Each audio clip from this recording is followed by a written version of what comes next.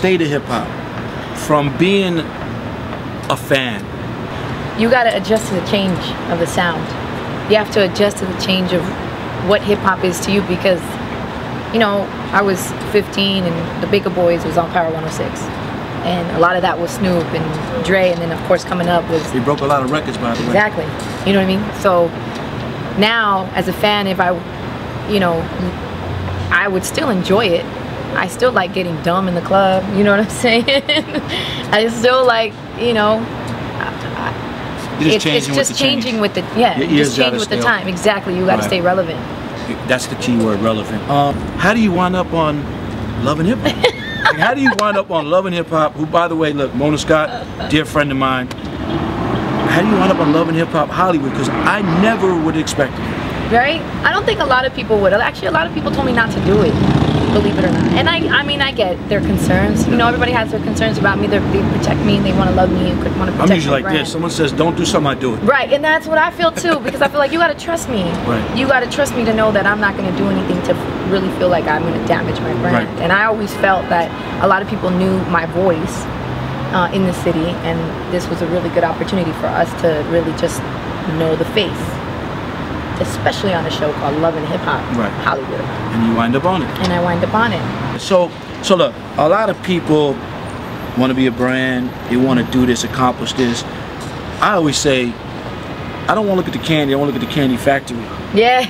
And I say, what's your end game? And people are like, what? What do you mean? What do I mean? Like, if you speak to a Warren Buffett, or you speak to a Jay-Z, they have end games. Yeah. What's your end game? I want to be an entrepreneur.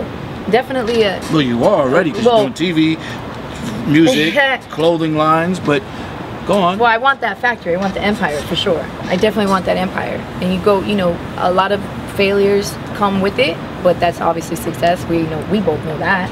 I definitely want producing credits for TV, film, music. No, I presented a new single. Yes, I saw that, yes. Yesi Ortiz presents Young Berg. That's my new... That's a great thing. Kind of like a launching pad to see something, what is, you know... That's being creative. Something out. Let's figure something out, exactly. You know? Figure something out. Throw it out there and see what comes back. I feel like there's so many things happening for me, like with the clothing line, with the launch of the music, with the TV show, with something else that I got bubbling, and, you know, Cece and I trying to put this book out. And then eventually I'll do my own book on my own. But that's the end game, to have my hands in everything, to just build an empire around me. I'm gonna tell you something. That's not the end game. There's so much more gonna come. You know why?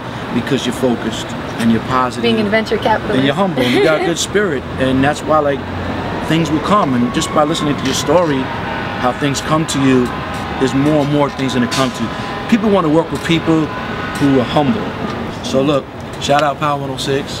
Shout out Steve LOBEL. Love and Hip Hop. And Yesi Ortiz, and sky's the limit.